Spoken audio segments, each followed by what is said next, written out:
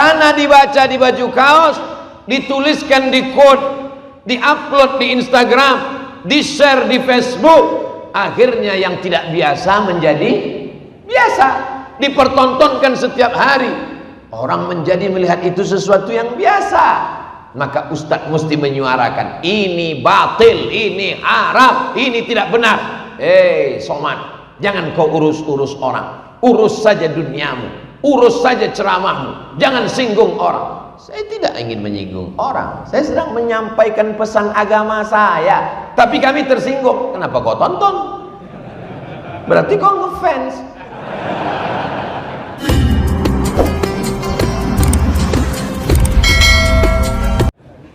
Nanti dicabut Allah. La in syakartum, jangan sampai dicabut Allah baru sadar. Begitu Allah subhanahu wa ta'ala mempermainkan perasaan manusia. Sedang nabi-nabi aja ada masa susahnya.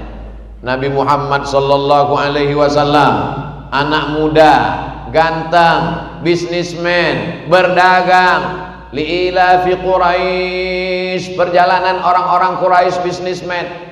Ila fihim rihlatas syita was-shaib. Syita musim dingin ke Yaman, shaib musim panas ke negeri Syam.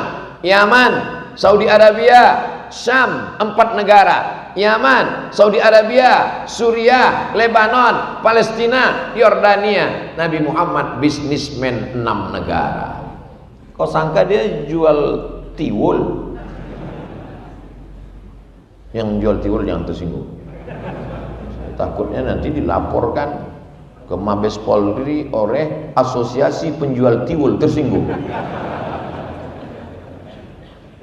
Nabi itu bisnismen. Apakah ada orang Mekah itu yang benci kepada dia? Tidak ada. Orang musyrik jahiliyah memanggil dia Al-Amin. Al-Amin itu bukan gelar diberikan Allah dalam Al-Quran. Al-Amin itu bukan gelar dari Allah ketika dia sudah jadi Nabi. Orang musyrik jahiliyah, pemabuk, peminum khamar, pezina, sadar bahwa dia Al-Amin. Jadi kalau ada hari ini orang ngejek Nabi Muhammad, kau lebih parah daripada musyrik jahiliyah lagi. Orang jahiliyah memanggil dia Al-Amin, orang paling jujur dan amanah. Menikah dengan Khadijah, kaya, punya anak, punya keluarga, hidupnya tenang. Kapan dia baru dibenci? Ketika dia turun dari Jabal, ragu nih sur apa nur? Ketika dia turun dari Jabal Nur dan berkata, wahai penduduk Makkah, seandainya aku katakan bahwa tadi malam aku sudah didatangi oleh malaikat Jibril dan dia menurunkan wahyu kepadaku dan aku sudah diangkat menjadi rasul di antara nabi-nabinya, apakah kalian percaya? Mengamuklah mereka. Alihadza jama'tana, apakah untuk ini kau kumpulkan kami? Tabban laka ya Muhammad, celaka engkau Muhammad. Turun ayat tabbat yada abi lahabi wa tab. Saya sangka karena suara saya terlalu keras, hidup alarm mobil.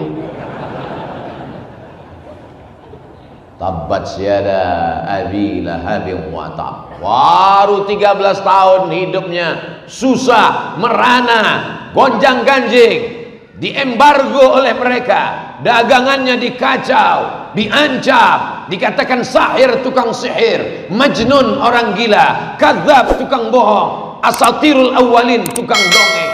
3 tahun diembargo, tidak boleh dagang, tidak boleh ada hubungan diplomatik, tidak boleh ada silaturahim.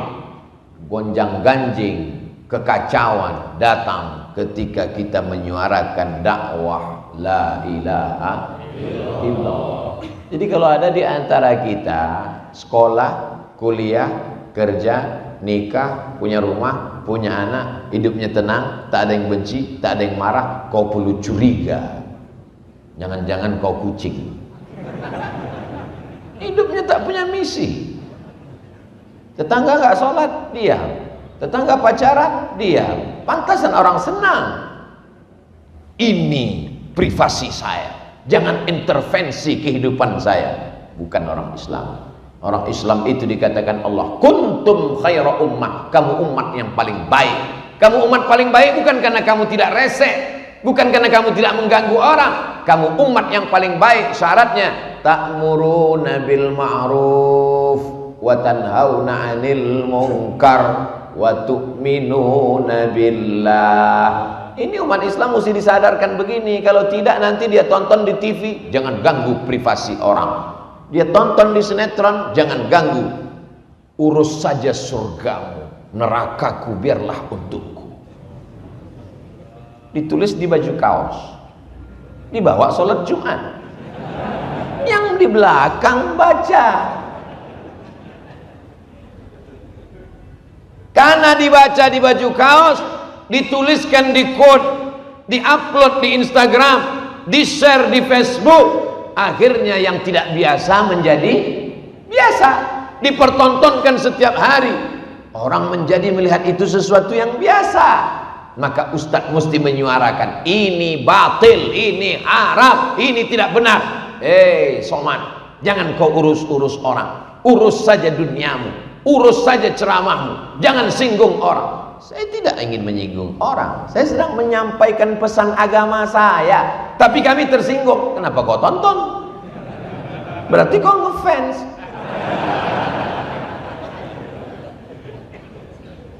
Ini ajaran Islam. Tidak boleh diam melihat kemungkaran.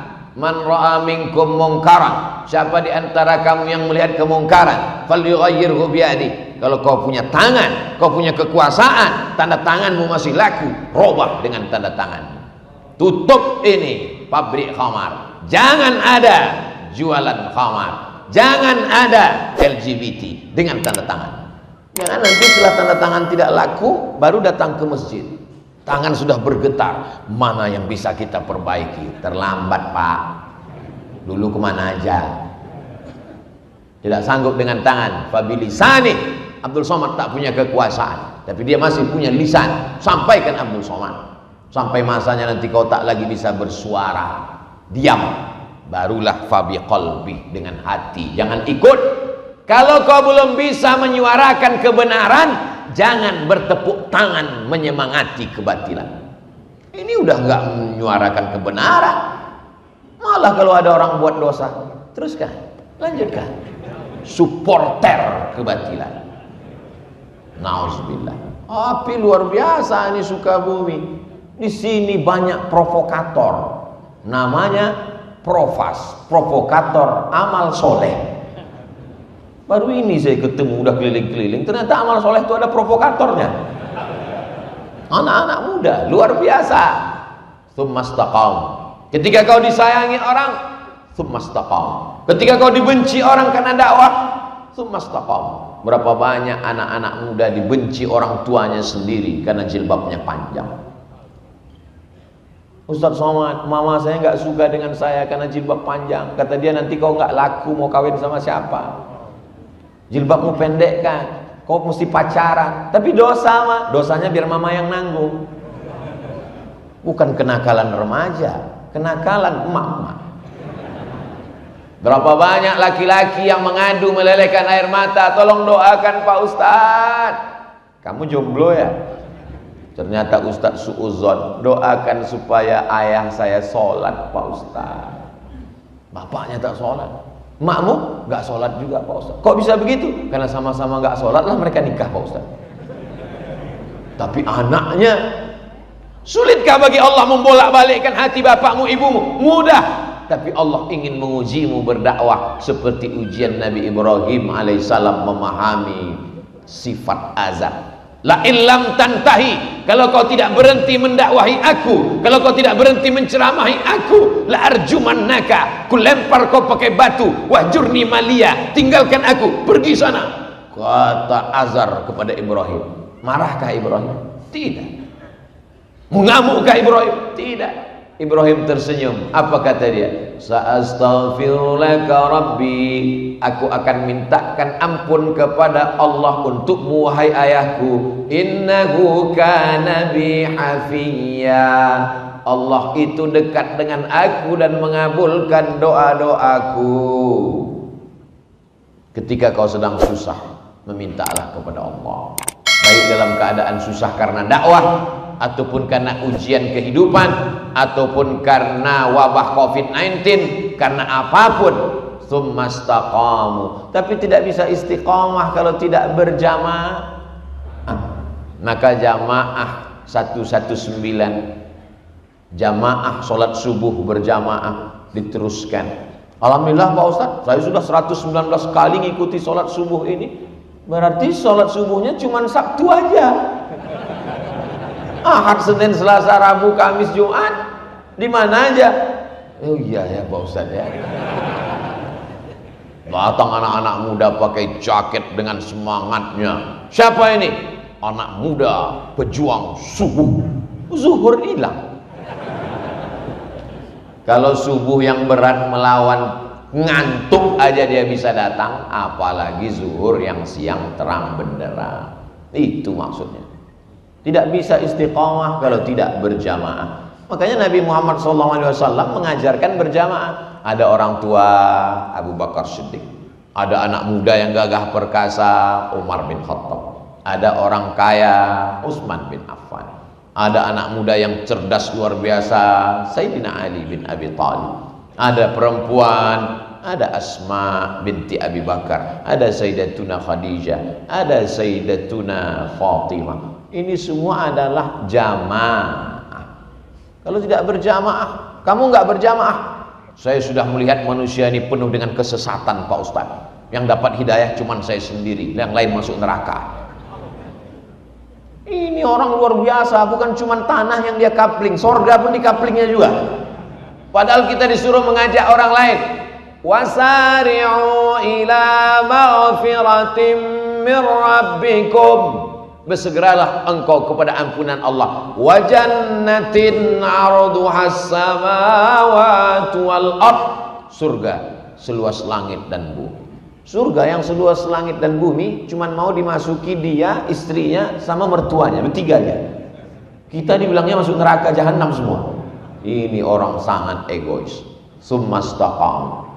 Setelah dia berani berkata Allah, setelah itu dia istiqamah, barulah dia mendapatkan tatanazzalu alaihimul malaikah, turun malaikat.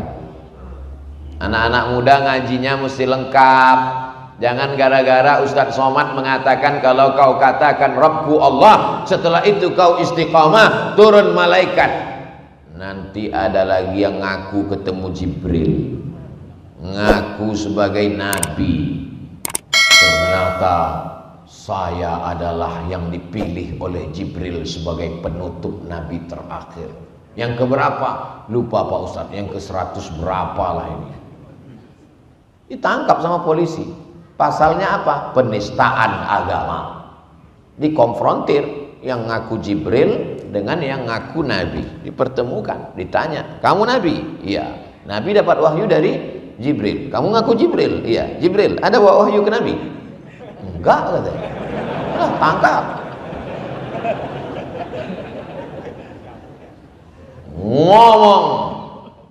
Islam mengajarkan kita supaya kita tunduk dan patuh. Nama agamanya Islam, diambil dari kata salam. Allah yang disembah adalah maha keselamatan. Allahumma antas salam. Keselamatan itu datang dari Allah. Wa minkas salam.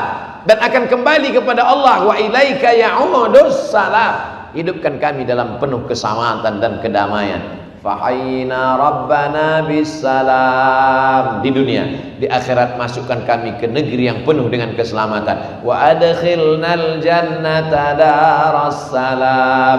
Orang-orang yang istiqomah diturunkan Allah malaikat. Ini di majelis ilmu kita ini ada malaikat, bukan kata Abdul Somad, kata Nabi. Majtama'a qaumun fi baitin min buyutillah, sekelompok orang berkumpul di rumah Allah, yatsluna kitab Allah, yang dia baca ayat-ayat Allah, wa yatadarasunahu fima bainahum, mengkaji isinya. Itu yang kita lakukan subuh ini, duduk di rumah Allah, membaca ayat Allah, mengkaji isinya. Nazalat alaihimus sakinah.